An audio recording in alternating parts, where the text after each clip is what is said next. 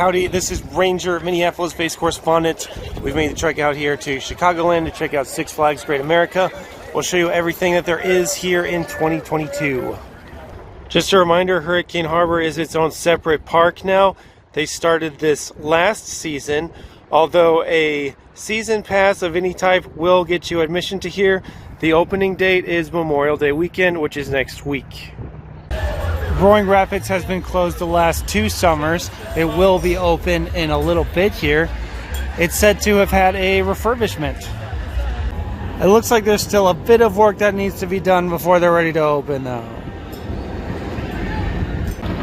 The Yankee Harbor section has been rethemed into DC Universe.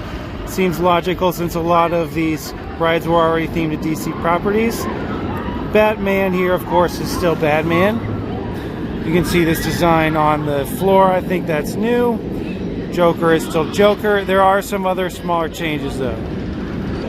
The most eye-catching retheme is Vertical Velocity, which is now the Flash Vertical Velocity. It has a new paint job too. Looks pretty bright and poppin'. The Yankee Clipper has now been rethemed as the Aquaman Splashdown. Water rides, again, are not open quite yet. The former Whirligig is being transitioned into the DC Supervillains swing ride. You can see the designs on top. They are not quite ready with this one though. They still got a little bit more work to do. The former Capone's Kitchen is now Steelworks Pub. They still serve the same food. Pizza, spaghetti, garlic knots, Italian stuff, as well as alcoholic beverages. The snack stands in this area have gotten a reskinning. See, new in the Orleans Plaza section behind the carousel, the Bourbon Street Cafe has some new items from Starbucks. Some of their coffees and some other drinks. By the Raging Bull and the Viper is the watering hole. They have some new options here. They're not open today, but they have pulled pork, macaroni and cheese, buffalo mac and cheese. Too bad we can't check that out today. Also, the dining pass has been discontinued for people buying new passes, and the sign here says for a limited time, so I'm thinking if you have it on your legacy memberships, that's probably going to get cut off fairly shortly. Now, new for this year is Bench the Ride.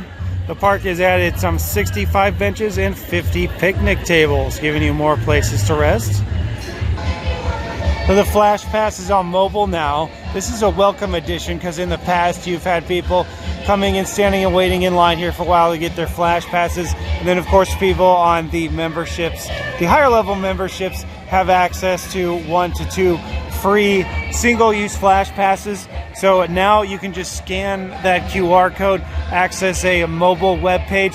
This is not included into the app. I would like to see this put into the app, so you don't have to have access to the mobile page and your app separately. But this is a very good addition though. One more note about the Flash Pass is that you can purchase single-use Flash Passes now. I was quoted at $8 to $10 per ride, although that may be a discount with the membership I have.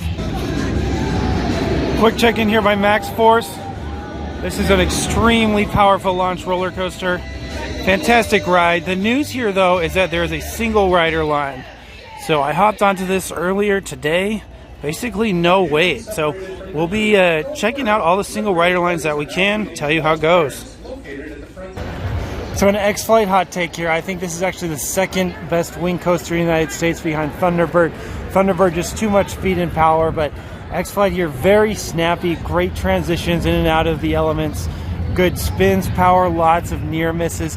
I've actually ridden a couple in Europe as well, Phoenix and Swarm. I think this is better than both of those.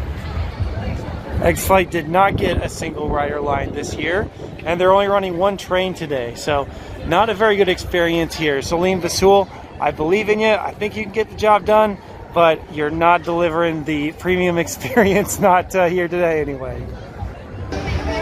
Goliath here is the enthusiast consensus ride for best roller coaster in the park, and for good reason.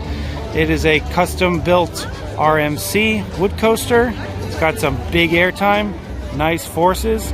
and it's among the fastest wooden roller coasters in the world. The line today is about 30 minutes, but the news here is the single rider line is a walk-on, so thumbs up there. So I just got off Justice League, and that did not go well. They do have a single rider line, although it's not running today. It seemed like the people that are running the ride really don't know what's going on there. They have it closed off, but nobody seemed to have an answer about whether it was open or not. The ride itself, there were some pretty bad transitions between the scenes. Some of the effects weren't working. It felt like the car was out of sync with the motion and the sounds. They need to do a better job taking care of this, because this is really a top-tier shooting ride when it's running at its best. Checking in at the Dark Knight coaster. This is a nice little indoor roller coaster. A little bit of theming. This was also supposed to have a single rider line for this year. It is not to be found. The Buccaneer Battle is closed again this year. I don't believe that it ran at all last year. They've got this whole area blockaded off now, so they might be doing something here in the future, but for the time being, nothing going on. So while we're on the topic of rides not running, let's add Revolution to that list. It needs a paint job pretty desperately too, I would say. Whizzer also joins the list of rides not running today. Hey, look at the size of these nachos. There's about 6-7 inches stacked on top of each other. This is crazy. Before I sign off, I just want to quickly go over which rides got the single rider line and how that affects how you might want to navigate this park. So Goliath and Max Force are the two rides that definitely have single rider lines that you can benefit from. So when you get here in the morning, I would start over here with Superman. This ride's usually open early. And then I would go back to X-Flight, which had one train on my visit and no single rider line. Work your way around here, and then later in the day, when it's a little bit busier, it'll be all right going on Goliath. And anything else that you miss, I would go ahead and buy single-use flash passes if you can. So a bit of a mixed bag on this visit. There's plenty of new small things going on this year, but no new rides.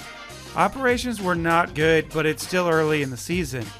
Lots of closed rides, but at least my dining pass still works, am I right? So that's going to do it for this video. Thanks a lot for watching.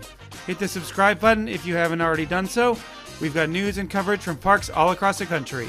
Until next time, this is Ranger signing off.